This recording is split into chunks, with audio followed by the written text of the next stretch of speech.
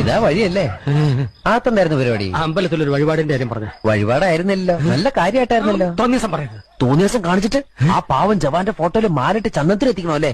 പുരുഷേട്ടനെങ്ങാനും അറിഞ്ഞാ പിള്ളച്ചന്റെ ഫോട്ടോയില് മാലിട്ട് ചന്ദനത്തിൽ എത്തിക്കേണ്ടി വരും. വെടി വെച്ച് ചതറിക്കും. നാട്ടുകാരെ വിളിച്ചു കൂട്ടിട്ട് മോൻ എന്ത് കിട്ടും? എനിക്കൊന്നും കിട്ടില്ല, പിള്ളേച്ചന് കിട്ടും. നല്ല അസല പൊതുക്ക്, വലിയ നിലവിലുള്ള ആളല്ലേ, എല്ലാരും ഒന്ന് അറിയട്ടെ എന്ന്. നീ എന്റെ മാനം കളയരുത്. നിനക്ക് എന്ത് വേണേലും ഞാൻ തരാം. എന്ത് തരും? എന്ത് വേണം?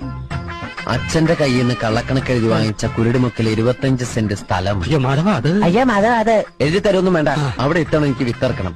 അതെന്റെ ഒരു മോഹം. ഞാൻ പടാവിലും ഇട്ടിരിക്കുക. ആയിക്കോട്ടെ, അത് വിറ്റ് കഴിഞ്ഞാൽ എനിക്ക് വിത്തിറക്കാലോ. ഇറക്കാം. ഉറപ്പാടാം. പോകാൻ വരട്ടെ.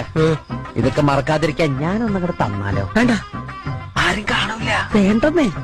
എന്നാ ചാടിക്കോ മോനെ. ഇന്ന് നീ അവിടെ കക്കാൻ കയറരുത്. ഇന്ന് അവിടുന്ന് എന്തെങ്കിലും പോയാൽ നാളെ അത് എന്റെ തലയിലാവും. ഓ, എന്നാ മറ്റന്നാളാവാം. അതിന്റെ പിറ്റേന്ന് എന്റെ തലയിലാവും. സ്ഥിരാണല്ലേ? ചാടിക്ക.